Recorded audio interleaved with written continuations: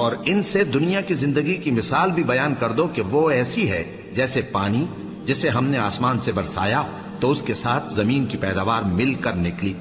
پھر وہ چورا چورا ہو گئی کہ ہوائیں اسے اڑاتی پھرتی ہیں، اور اللہ تو ہر چیز پر قدرت رکھتا ہے۔ مال اور بیٹے تو دنیا کی زندگی کی رونق و زینت ہیں، اور نیکیاں جو باقی رہنے والی ہیں وہ ثواب کے لحاظ سے تمہارے پروردگار کے ہاں بہت اچھی اور امید کے لحاظ سے بہت بہتر ہیں۔ اور جس دن ہم پہاڑوں کو چلائیں گے اور تم زمین کو صاف میدان دیکھو گے اور ان لوگوں کو ہم جمع کر لیں گے تو ان میں سے کسی کو بھی نہیں چھوڑیں گے، اور سب تمہارے پروردگار کے سامنے صف باندھ کر لائے جائیں گے،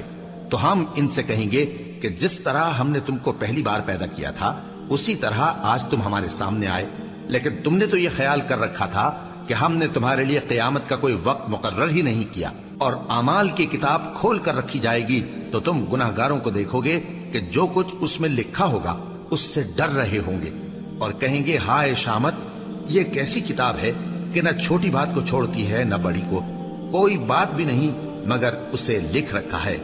اور جو عمل کیے ہوں گے سب کو حاضر پائیں گے، اور تمہارا پروردگار کسی پر ظلم نہیں کرے گا۔ اور جب ہم نے فرشتوں کو حکم دیا کہ آدم کو سجدہ کرو تو سب نے سجدہ کیا مگر ابلیس نے نہ کیا، وہ جنات میں سے تھا تو اپنے پروردگار کے حکم سے باہر ہو گیا۔ کیا تم اس کو اور اس کی اولاد کو میرے سوا دوست بناتے ہو، حالانکہ وہ تمہارے دشمن ہیں، اور شیطان کی دوستی ظالموں کے لیے اللہ کی دوستی کا برا بدل ہے۔ میں نے ان کو نہ تو آسمانوں اور زمین کے پیدا کرنے کے وقت بلایا تھا اور نہ خود ان کے پیدا کرنے کے وقت، اور میں ایسا نہ تھا کہ گمراہ کرنے والوں کو مددگار بناتا۔ اور جس دن اللہ فرمائے گا کہ اب میرے شریکوں کو جن کی نسبت تم معبود ہونے کا گمان رکھتے تھے بلاؤ، تو وہ ان کو بلائیں گے مگر وہ ان کو کچھ جواب نہ دیں گے، اور ہم ان کے درمیان ہلاکت کی ایک جگہ بنا دیں گے، اور گناہگار لوگ دوزخ کو دیکھیں گے تو یقین کر لیں گے کہ وہ اس میں پڑنے والے ہیں،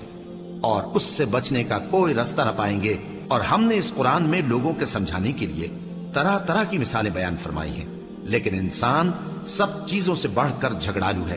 اور لوگوں کے پاس جب ہدایت آ گئی تو ان کو کس چیز نے منع کیا کہ ایمان لائیں اور اپنے پروردگار سے بخشش مانگیں، بجز اس کے کہ اس بات کے منتظر ہوں کہ انہیں بھی پہلوں کا سا معاملہ پیش آئے یا ان پر عذاب سامنے سے آ جائے۔ اور ہم جو پیغمبروں کو بھیجا کرتے ہیں تو صرف اس لیے کہ لوگوں کو اللہ کی نعمتوں کی خوشخبریاں سنائیں اور عذاب سے ڈرائیں، اور جو کافر ہیں